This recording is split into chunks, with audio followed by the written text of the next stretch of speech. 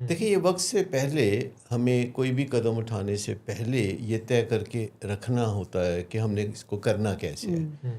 ابھی آپ دیکھیے امریکہ اور ایران کے جو مذاکرات تھے تو ان دونوں نے تہیہ کیا ہوا تھا کہ جب بھی ذرا غصہ آئے گا تو ہم کہیں گے کہ جی بالکل لوز ٹاک کرنی ہے، کوئی مذاکرات نہیں، جنگ ہوگی.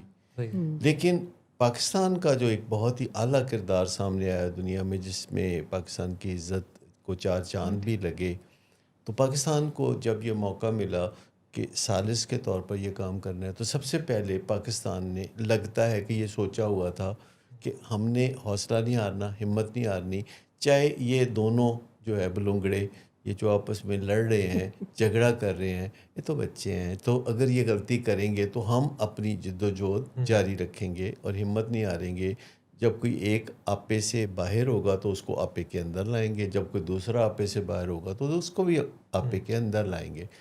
تو کئی موقعوں پہ جب ثالث بھی کوششیں کرتے ہیں دو چار اور ان کی کوششیں برابر نہیں ہوتی تو ثالث بھی کہتا ہے کہ اچھا جاؤ پھر خسمانو کھاؤ. تو یہ جو ایک محاورہ ہے نا کہ جاؤ پھر خسمانو کھاؤ، تو یہ محاورہ زندگی کے ساتھ نہیں چلتا. جب آپ کا بچہ یا بھائی یا ماں باپ میں سے کوئی یا خامد یا بیوی نشے کی بیماری میں مبتلا ہوتے ہیں جس کا اگر کچھ نہیں کیا جائے گا تو انجام بخیر نہیں ہے.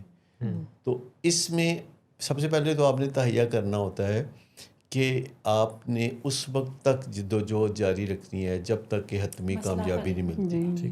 اچھا، اکثر میں نے دیکھا ہے کہ لوگ یہ دوسرے کو کہنا بہت امپورٹنٹ سمجھتے ہیں، ضروری سمجھتے ہیں کہ یہ آخری موقع ہے جو میں تمہاری مدد کر رہا ہوں. اچھا، ایک ایسا بندہ جو پہلے ہی مدد کا شوقین نہیں ہے، ایک بندہ جو پہلے ہی اصلاح کی طرف نہیں جا رہا، اور آپ اسے کہہ رہے ہیں کہ یہ آخری ہاف ہارٹیڈ کوشش ہے جو میں کرنے لگا ہوں. لیکن کچھ چیزیں ہیں جو گھٹی میں پڑی ہوئی ہیں. یعنی جب بھی ہم کسی بندے کی اصلاح کا بیڑا اٹھاتے ہیں تو اس کو ہم یہ ضرور کہنا پسند کرتے ہیں کہ یہ آخری اور حتمی موقع ہے. تھوڑی دھمکی بیچ میں ایڈ کرنا ضروری کنسیڈر کرنا. جیسے والدین جو ہیں پتہ نہیں کب کہاں انہوں نے یہ سیکھ لیا تھا کہ اولاد کو کہنا ہے کہ ابھی تو ہم زندہ ہیں، جب ہم زندہ نہیں ہوں گے تم رلو گے، تم جیل جاؤ گے. اب مجھے بتائے کہ یہ جو وشیش ٹپنیاں ہیں یہ والدین کو کون سکھاتا ہے؟ یا تمہاری عمر میں تو ہم پیدل اسکول جایا کرتے تھے، تمہاری عمر میں تو ہم 10 فٹ چھلانگ لگا لیا کرتے تھے، چاند کی روشنی میں پڑھتے تھے. ہاں، چاند کی روشنی میں پڑھتے تھے، بلکہ سڑک کے کنارے بیٹھ کے جو کھمبے کے اوپر لائٹ ہوتی ہے اس کے نیچے پتہ نہیں کون شریف آدمی ہے جو کھمبے کی لائٹ کے نیچے بیٹھ کے پڑھتا تھا اور اس کو 4 چاند لگ گئے. لالٹین کی روشنی میں پڑھا کرتے تھے.